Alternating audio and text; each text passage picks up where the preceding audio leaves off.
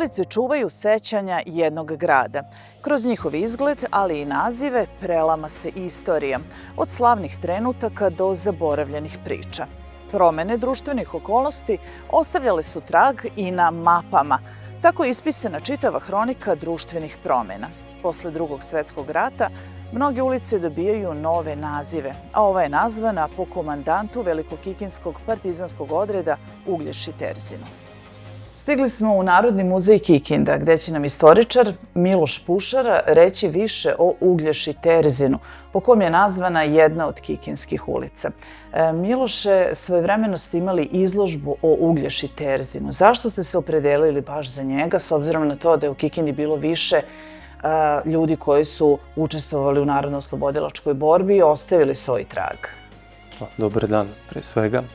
Uglješina priča je specifična, zato što je Uglješa dete, odnosno čovjek iz građanske porodice. Otac Čedomir je bio činovnik i radnik u gradskom katastru. I prosto nije mu imponovalo da sin bude pripadnik neke zabranjene tada ideologije i partije. I osim njegove političke i ideološke borbe i sam njegov privatni život je vrlo interesantan, ljubavni život, obrazovanje i tako dalje. Pa hoćemo da kažemo nešto više o tome.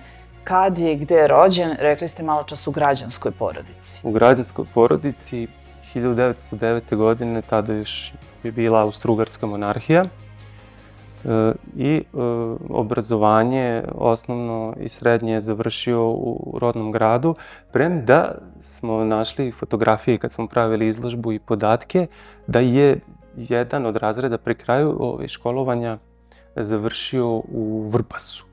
Verovatno je doprineo stranački rad, odnosno pripadnost komunističkoj partiji, da je bio isključen iz Kikinske gimnazije i premešten u Vrbašku školu.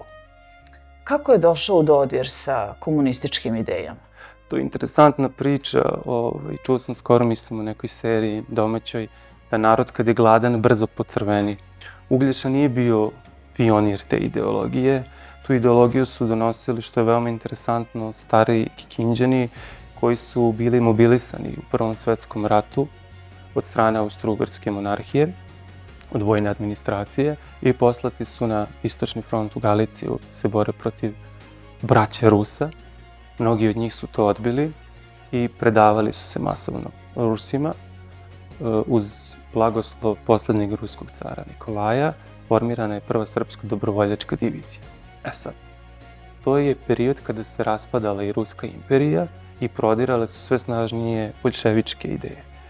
Jedan deo tih Srba Kikinđana je prihvatio te ideje i nastavio je da se bori sa boljševicima, a drugi deo je kasnije uzeo učešće u borbama na Dobruđi, pa čak su neki oslobađali i Solunski front.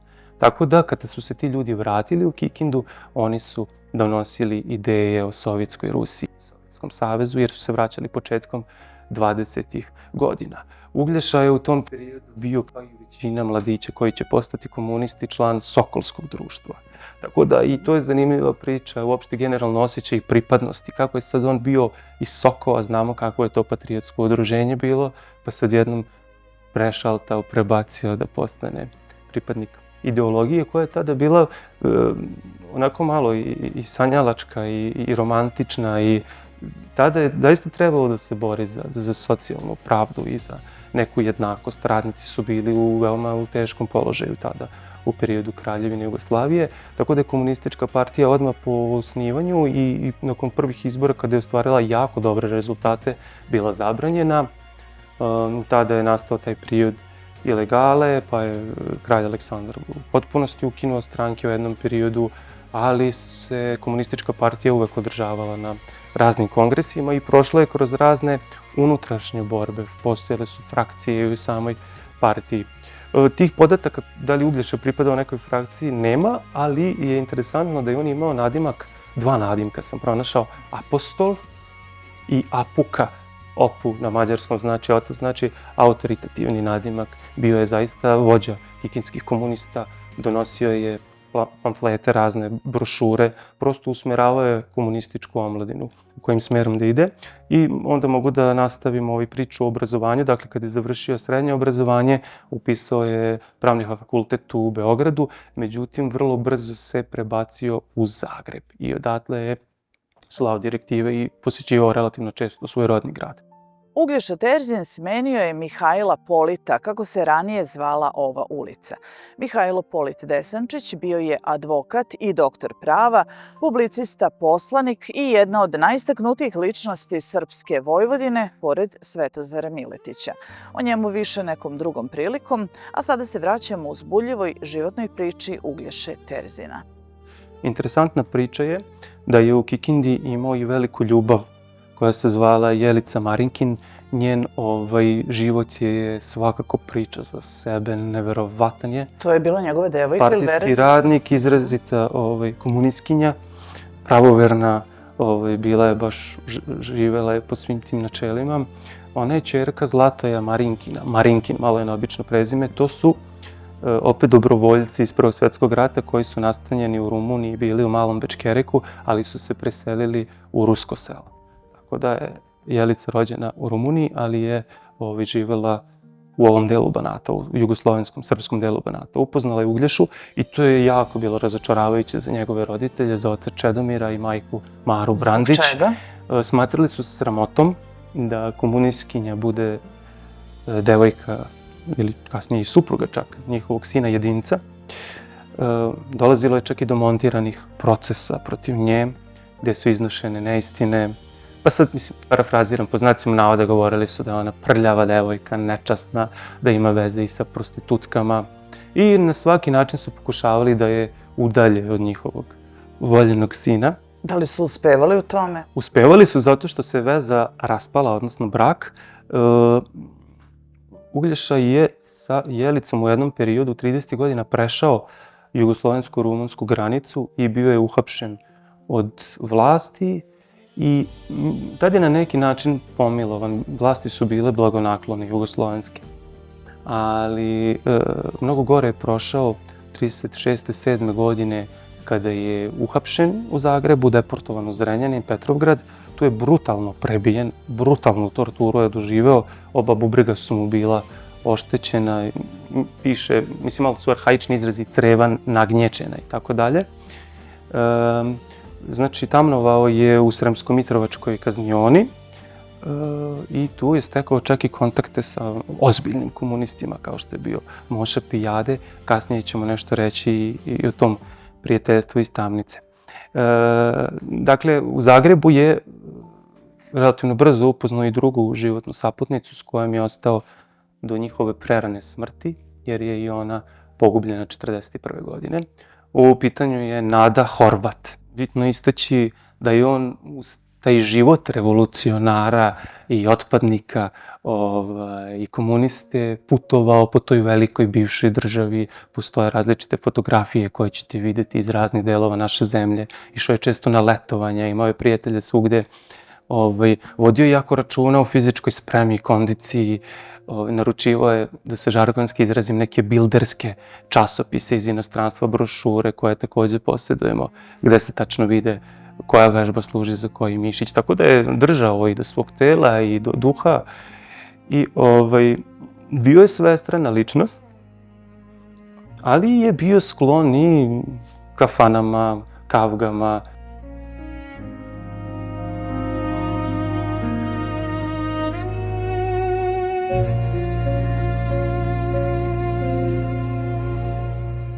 Velikokikinski partizanski odred krajem jula je osnovan,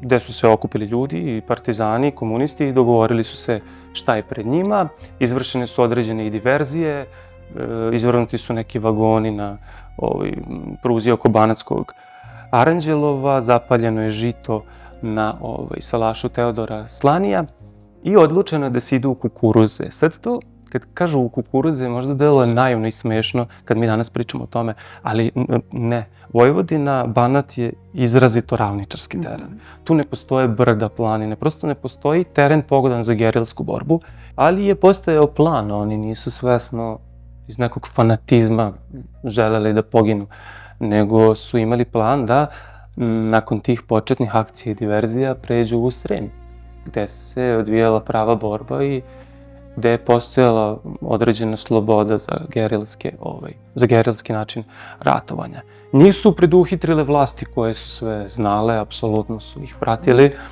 i iznenadili su ih na Simićevom salašu.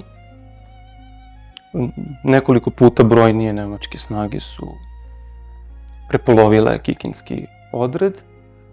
Svega par ljudi je uspelo da pretekne, da izbegne smrt, da izađe iz tog obruča, jer su partizani bili opkoljeni na tom salašu. Uglješa i Rade Trnić, politički komesar, Uglješa je bio komandant, su izgubili svoje živote tako što su štitili odstupnicu, a taj, kažem, deo partizana se povukao i poginuli su i radnici koji su živeli na tom salašu. Tako da često se oni navode kao rodoljubi partizani, oni prosto su bili ljudi koji su tu bili zaposleni, ali su stradali, da li su pružali otpor, to ne znam. Dakle, to je bio Uglješin život.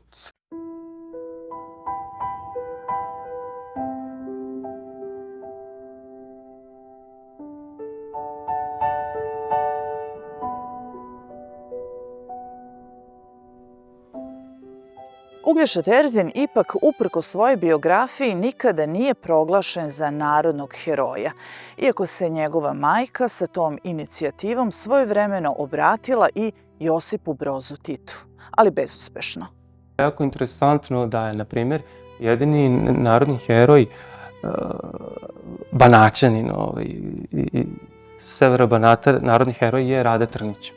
Interesantna priča je uopšte ta institucija narodnog heroja, kako je to dolazilo do toga. I zanimljiva je priča kako Uglješa Terzin nikada nije proglašen za narodnog heroja, iako je bilo određenih inicijativa i vi ste to izložbom i obuhvatili tu vrlo zanimljivu priču. Narodni heroj je morao da ispuni određene uslove, da pogine na bojnom polju, da se dobro drži, da strada na bojnom polju ili u nekom logoru, zatvoru. U suštini Uglješa je to sve ispunio. Ali jedna posljednja stavka je mene iznenadila, da bude besprekorno čist.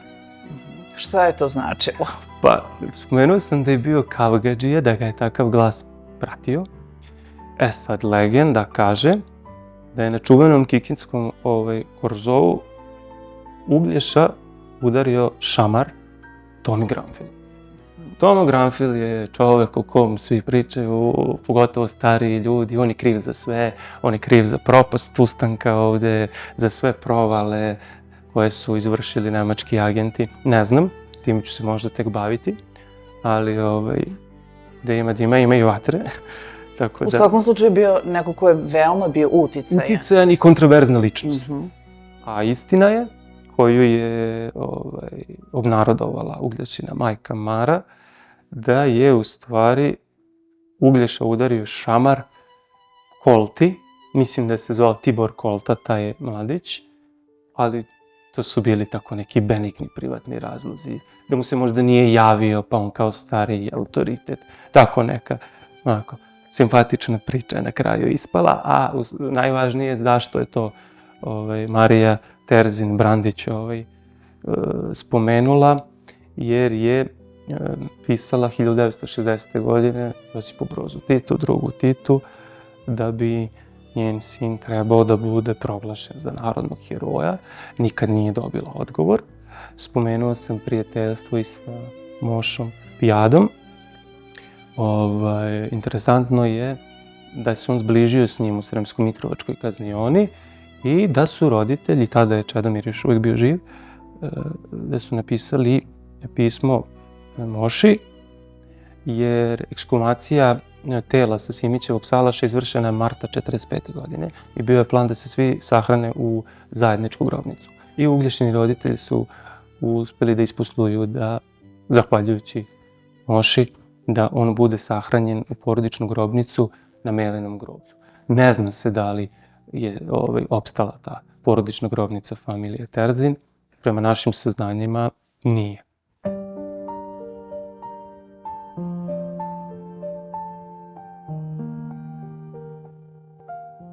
Što se tiče Jelice i Nade, i obe su bile Uglješine supruge i jedna i druga su stradale tako što su streljane.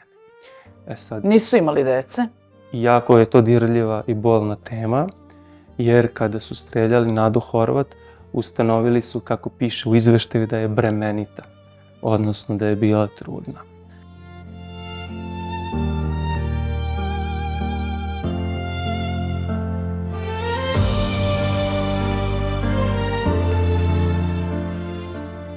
Interesantno je da nijedan Kikindjanin, partizan prvoborac, nije preživeo rat i nije dobio neku funkciju nakon rata. Ali eto, možda da zahvaljujući njima i njihovoj žrtvi je i ta sloboda došla 6. oktobra 1944. 90. godina prošlog veka većina naziva ulica potekla iz narodno-oslobodilačke borbe nestaje sa mape države i grada. Ipak ulice nazvane po kikinskim borcima i antifašistima nisu preimenovane. One su ostale kao svedočanstvo jednog vremena i vrednosti koje ga prate.